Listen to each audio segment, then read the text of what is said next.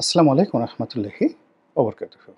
সম্মানিত দর্শক, আজকের ভিডিওর যে শিরোনাম, এই শিরোনামটি একটু অদ্ভুত প্রকৃতির। চলমান রাজনীতিতে যে একটা মানসিক স যে যুদ্ধ চলছে, সেই যুদ্ধ চলছে বিএনপির সঙ্গে জামাতের। জামাতের সঙ্গে অন্যান্য রাজনৈতিক দলের, ডক্টর মোহাম্মদ ইউনূসের সঙ্গে যারা ক্ষমতা হারিয়েছেন, সে আওয়ামী লীগ সহ তাদের যারা দোসর তাদের। তারপর ডক্টর মোহাম্মদ ইউনূসের সঙ্গে সেনাপ্রধান, তারপর রাষ্ট্রপতি, তাদের একটা মানসিক দূরত্ব আছে। এর বাইরে নতুন রাজনৈতিক দল, যেটিকে কিংস পার্টি বলা হচ্ছে, প্রধানত এনসিপি, এবং তার সঙ্গে প্রায় আরও ৭০-৮০টি ছোট ছোট কিংস পার্টি, যাদেরকে প্রক্সি দেওয়ার জন্য সরকারের পক্ষ থেকে তৈরি করে রাখা হয়েছে। এবং এই সকল কিংস পার্টির সঙ্গে ২-৪ জন করে লোকজন রয়েছে, কেউ আওয়ামী লীগের, কেউ বিএনপির, বা কেউ বিভিন্ন ব্যবসায়ী সম্প্রদায়ের যারা লোকজন রয়েছে, এসবই কিংস পার্টি। তো সব মিলিয়ে যে রাজনৈতিক অঙ্গনে দৃশ্যত কোনো হানাহানি নেই, বড় কোনো হানাহানি নেই। এখানে নীরব চাঁদাবাজি, নীরব দখলবাজি, দুর্নীতি, অনিয়ম, এগুলো আওয়ামী জমানার মতো প্রকাশ্য নয়। তবে তলে তলে, নীরবে নিভৃতে সব কিছু হচ্ছে অতীতের যে কোনো অপকর্মের চাইতে বেশি মাত্রায়, বেশি গতিতে। আর এই সমস্ত বিষয় নিয়ে তারা যে কাজটা করছে, সেটা হলো যার যার অবস্থানে নিজেকে তারা শক্তিশালী মনে করছে এবং প্রতিপক্ষকে হেয় করার জন্য তারা কৌশল অবলম্বন করছে।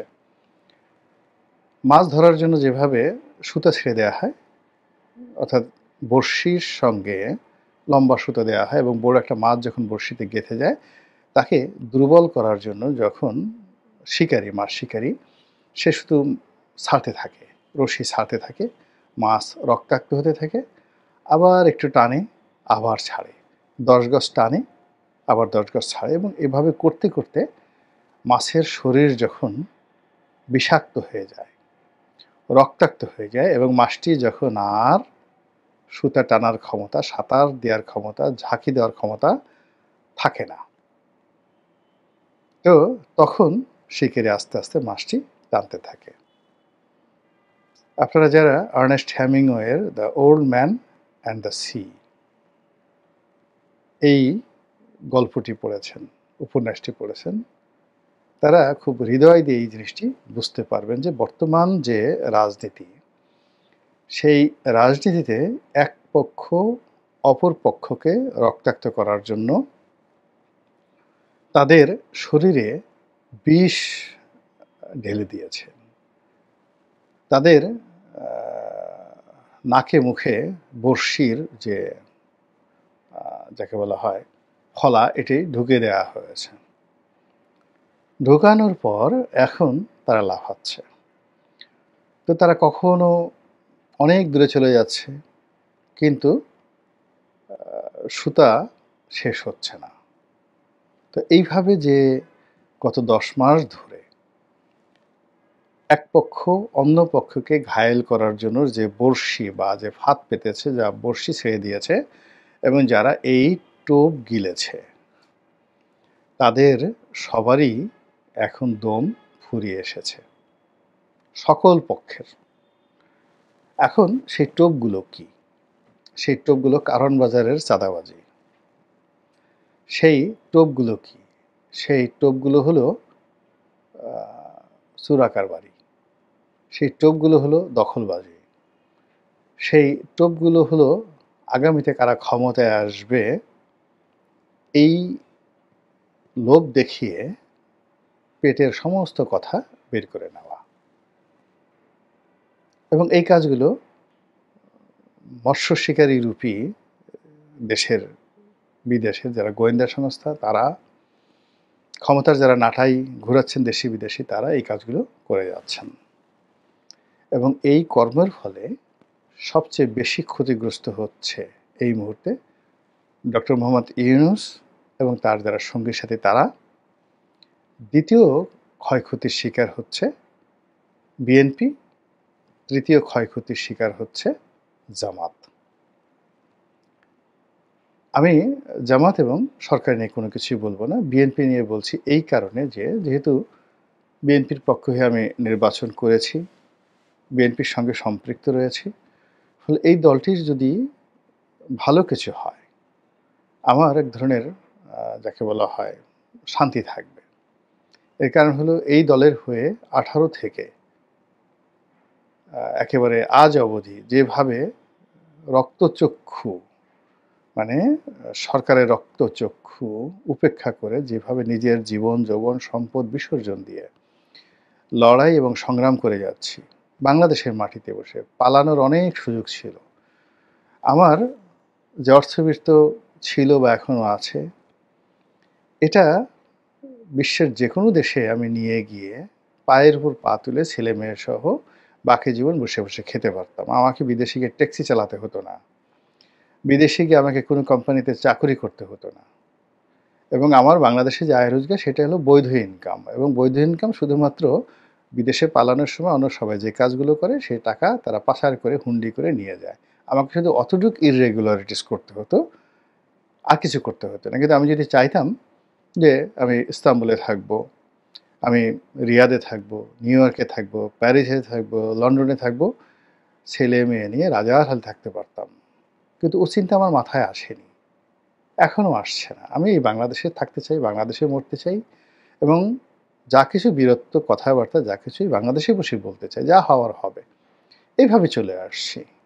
২ নম্বর হলো যে আমি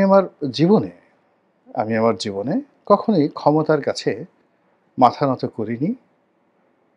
ক্ষমতার খুব কাছাকাছি ছিলাম, কিন্তু কখনো লালায়িত হইনি, এবং ক্ষমতার স্বাদ আহ্লাদ গ্রহণ করার জন্য ক্ষমতা সংক্রান্ত পদ, পদবি কোনো কিছুর পেছনে কখনো আমাকে ছুটতে হয়নি, দরকারও হয়নি, এবং এখনো দরকার হচ্ছে না।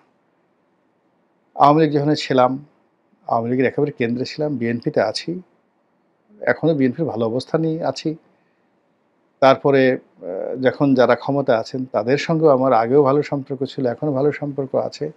কিন্তু এর বিনিময়ে একটা কিছু পেতে হবে বা একটা কিছু করতে হবে, এই চিন্তাই কেন যেন মাথায় আসে না। হয়তো এভাবে আমাকে তৈরি করেছে। ফলে আমার যে ভালো বলেন, আমি বলি, বা মন্দ বলেন, এই কথা বলাটাই আমার অপরাধ বা আমার সফলতা।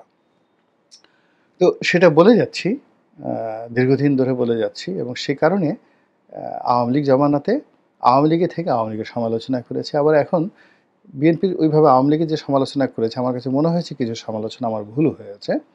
তো সেই ভুলগুলো আমি বিএনপির সঙ্গে করছি না। কিন্তু যে কথাগুলো একেবারে না বললি না, সেই কথাগুলো আমি কিন্তু বলে যাচ্ছি। এখন বিএনপির যারা শীর্ষ নেতৃত্ব তারা গ্রহণ করবেন বা করবেন না, এটা তাদের ব্যক্তিগত বিষয়। কিন্তু আমি আমার দায়িত্বটা পালন করার চেষ্টা করছি।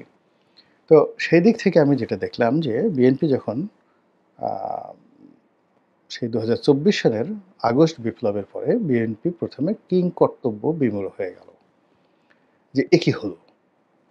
এর কারণ হলো যে তারা তো শেখ হাসিনার বিরুদ্ধে এই ১৫-১৬ বছর ধরে লড়াই করেছে, সংগ্রাম করেছে, এবং তারা সর্বস্ব তাদের মানে যাকে বলা হয় রাজপথে বিসর্জন করেছে, কারাগারে বিসর্জন করেছে। তাদের সহায় সম্পত্তি, জীবনের স্বর্ণালী সময় সবকিছু তারা বিসর্জন দিয়েছে এই শেখ হাসিনাকে ক্ষমতাচ্যুত করার জন্য। কিন্তু বাস্তবতা হলো তারা ব্যর্থ হয়েছে। ২ নম্বর হলো যে তারা এই যে জুলাই আগস্ট যে বিপ্লব হলো, সেই বিপ্লবকে তারা ১ম এ সমর্থন দিতে চায়নি। কিন্তু পরবর্তীতে তারা নৈতিকভাবে সমর্থন দিয়েছে। এবং শেষের সপ্তাহে অর্থাৎ আগস্ট মাসের ৫ তারিখে পতন হলো, তার আগের ৭ দিনে তারা সর্বশক্তি নিয়ে রাজপথে থাকার চেষ্টা করেছে, অর্থাৎ ছাত্র জনতার সঙ্গে মিশে গেছে। এটা হলো একেবারে রিয়ালিটি। তো ফলে যখন বিজয়টা আসলো, তারা বুঝতে পারল না যে এই বিজয়টা কি তাদের, নাকি ছাত্র জনতার, নাকি ফেরেশতার, নাকি জিনের, তারা বুঝতে পারল না। এর মধ্যেই অনেকগুলো ঘটনা ঘটে গেল। সরকার গঠন হয়ে গেল। তারপর শেষে আ সেই সমন্বয়কদের আবির্ভাব হলো, তরুণদের আবির্ভাব হলো, তারা খুব চুপচাপ রইল। পুরো আগস্ট মাসটা তারা চুপচাপ রইল।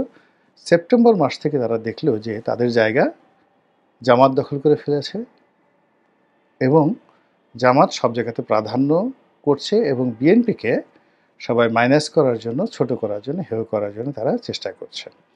তখন তারা ঘুরে দাঁড়ালো। ঘুরে দাঁড়িয়ে তারা বলা শুরু করলো যে আমরা এই আন্দোলন আমরা করেছি, আমরা টাকা দিয়েছি, আমরা সুসংগঠিত করেছি, আমরা পিছন থেকে এই লজিস্টিক সাপোর্ট দিয়েছি এবং তাদের এই কথা বলার জন্য তারা বিভিন্ন মাধ্যমে নিজেরা বললো এবং তাদের ভাড়া করা বিভিন্ন লোকের মাধ্যমে এই কথাগুলো বলানোর চেষ্টা করলো এবং যারা রাষ্ট্র পরিচালনা করলো তারা সঙ্গত কারণে বিএনপির মতো একটা বড় দল তাদের সঙ্গে ঝামেলায় জড়াতে চাইল না এবং ঝামেলা জড়াতে না চেয়ে তারা যে কাজটা করলো, বড়শি ফেলে দিল। সেই বড়শি ফেলে দিল, ডিসিগিরি লাগবে নাও, আর মাস হেরা ডিসি হওয়ার জন্য দৌড় শুরু করলো। এসপিগিরি করতে চাও, যাও। ওসি হতে চাও, যাও। সচিবালয়ের বড় পদ চাও, যাও। টেন্ডার করতে চাও, যাও। তারপরে টেম্পো স্ট্যান্ড, বাস স্ট্যান্ড, গরুর হাট ইজারা নিতে চাও, যাও, করো। ফলে সারা বাংলাদেশের যে বিভিন্ন পয়েন্টে এই খাদ্য দিয়ে অসংখ্য বড়শি তারা ফেলে দিল এবং সেই বড়শিতে সবচেয়ে বেশি মাছ ধরা পড়েছে বিএনপি নামধারী মৎস্য এই বড়শিতে ধরা পড়েছে। ধরা পড়ার পরে এখন তারা টান দেয়নি, এখন পর্যন্ত তারা টান দেয়নি। এখন এই বড়শিতে যারা ধরা পড়ে গেছে, সুতা কাদের হাতে? সুতা তো ডক্টর মোহাম্মদ ইউনূসের হাতে, সুতা সেনাবাহিনীর হাতে, সুতা মিডিয়ার হাতে, সুতা দেশি বিদেশি গোয়েন্দাদের হাতে। এইভাবে চলে গেল 2025 সনের মার্চ মাস পর্যন্ত। তখন বিএনপির যারা শীর্ষ নেতৃত্ব তারা তো বুঝে গেল যে বড়শিতে তো তাদের লোকজন আটকে গেছে। এখন এই বড়শি থেকে এত মাছ এদের বাঁচানোও সম্ভব নয়, আর এদের গলা থেকে, কানসা থেকে এই বড়শি খোলাও সম্ভব নয়। আর বড়শি যারা ফেলেছে এবং যারা ধরেছে তারা এত রুই কাতলাকে ধরে ফেলেছে এই জালের মধ্যে, তারাও এটা ছাড়তে নারাজ। বুঝেন ব্যাপারটা, মনস্তাত্ত্বিক যুদ্ধটা কোথায় চলে গেছে। এরপর 2025 সনের মার্চ থেকে শুরু হলো টানাটানি, বড়শি টানাটানি, সুতা টানাটানি। এবং সেই সুতো টানাটানিতে একটি মৎস্য বড়শি থেকে বেরোতে পারেনি, বরং এটা আরো বেশি করে গিলেছে। এবং সেখানে দেখা গেল যে রাষ্ট্রীয় যে সুযোগ সুবিধাগুলো রয়েছে, শহর জনপদের যে খাদ্যগুলো রয়েছে, তার বাইরে বড় বড় অভিজাত কর্পোরেট হাউসগুলো, S Alam, Bashundhara group, Jamuna group, তারপরে মেঘনা গ্রুপ, সিটি গ্রুপ, মানে এই যে তীর সয়াবিন তেল, তারপরে S Alam group, PSP group থেকে শুরু করে শেখ হাসিনার যত গ্রুপ ছিল সেখানেও রুই কাতলা ধরার জন্য সেখানে আদার ফেলে দেওয়া হয়েছে এবং সেখানেও গিলেছে, মাশাল্লাহ সবাই গিলেছে। গিলার পরে এখন যেটা হলো যে এই ওরা তো গিলে গেছে, এখন যে কাজটা করতে হবে সেটা হলো যে বড়শির যে সুতার যে মাথাটা, সেই মাথাটা এখন যাদের হাতে আছে, বড়শির সিপিটা যাদের হাতে আছে, তাদের কাছ থেকে বড়শির সিপিটা নিজেদের হাতে নেওয়ার জন্য বিএনপির নেতৃত্ব চেষ্টা শুরু করে দিল মার্চ মাস থেকে এবং সেই চেষ্টা এখন পর্যন্ত অব্যাহত রয়েছে, কিন্তু কোনো সফলতা নেই। তো ওদিকে যাদের গলায় বড়শি আটকে গেছে তারা ঘোরাফেরা করছে, বড়শি যাদের হাতে আছে, ছিপ যাদের হাতে আছে তারা তাদের শক্তি বাড়াচ্ছে। আর এই ছিপ টানার জন্য তারা প্রথমে হুমকি, ধামকি, আন্দোলন, লড়াই, সংগ্রাম, কূটনীতি, তারপরে কূটনীতির পরে তারা যাকে বলা হয় পারস্পরিক সমঝোতা, পর্দার আড়ালে, পর্দার বাইরে বিভিন্ন বৈঠকে দেশে বিদেশে প্রাণান্ত চেষ্টা করলো, কিন্তু ঘোড়ার ডিম কিছুই হলো না, এখন আগের মতোই আছে এবং পরিস্থিতি আরও খারাপ হয়ে গেছে। ফলে এই যে সারা বাংলাদেশে যে সকল রুই কাতলার মুখে আদার যুক্ত মানে খাদ্যযুক্ত বড়শির ফলা ঢুকে গেছে, এইগুলো বের না করা পর্যন্ত তো এই মাছ বাঁচানো যাবে না। আবার বের করলে যে অনেক মাছ বাঁচবে তার কোনো নিশ্চয়তা নেই। ফলে এখন কি হচ্ছে, ঘোরাফেরা হচ্ছে বিভিন্ন জায়গাতে, যে আশ্বাস দিচ্ছে, যে কথা বলছে তার পিছনেই ছুটছে।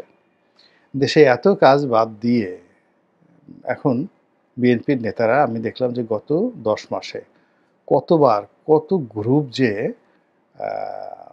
চীন দেশে গেছে। এরা যে কেন গেছে, কি জন্য গেছে, এটা আমি বুঝি না। I cannot understand. 2009 সন থেকে আওয়ামী লীগের যে কূটনীতি, আওয়ামী লীগের যে বৈদেশিক নীতি, তার সঙ্গে আমি সম্পৃক্ত ছিলাম একদম 14 সন পর্যন্ত। Their diplomacy with Delhi, their diplomacy with Beijing খুব ঘনিষ্ঠভাবে দেখার সুযোগ হয়েছে। পররাষ্ট্র মন্ত্রণালয়ে যারা ছিলেন সবাইকে কাছে থেকে দেখেছি। তো সেখানে আসলে এই যে সিআইএর সাথে সম্পর্ক, রয়ের সাথে সম্পর্ক, এইগুলো রেখে আওয়ামী লীগের কোনো লোকের 2 পয়সার উপকার হয়েছে আমি এটা দেখিনি। আবার এই যে বিএনপির যারা লোকজন, মূলত চীনের সাথে যে সম্পর্ক, দুটো ধারায়। চীনা কমিউনিস্ট পার্টির সাথে একটা সম্পর্ক, এটা সরাসরি বিএনপির সাথে একটা রিলেশন আছে, বা অন্যান্য দল জামাতের সাথেও আছে, আওয়ামী লীগের সাথেও আছে। আমি যে বিখ্যাত সৈয়দ আবুল হোসেনের যে একটা দৌড়ের গল্প বলেছিলাম, ওটা চীন দেশে হয়েছিল, এবং তখনও যখন বিএনপি ক্ষমতায়, তখন শেখ হাসিনাকে বেশ কয়েকবার কিন্তু চীনের কমিউনিস্ট পার্টি দাওয়াত করে নিয়েছে, এবং সেখানে সাবির হোসেন চৌধুরী, ওবায়দুল কাদের থেকে শুরু করে এরকম পর্যায়ের লোকজন বারে বারে ঘন ঘন চীন দেশে গিয়েছে। আওয়ামী লীগের 2 পয়সার উপকার হয়নি, বরং এই চীন গিয়ে এবং চীনের শির সাথে বৈঠক করতে গিয়ে তো শেখ হাসিনার পতনটা হয়ে গেল। তো যাই হোক, এই শেখ হাসিনার জামানাতে একটা টিম ছিল, বারবার চীনে যেত, এবং সেখানে সেই টিমের নেতৃত্ব দিতেন সাবেক স্বরাষ্ট্রমন্ত্রী আলতাফ হোসেন চৌধুরী।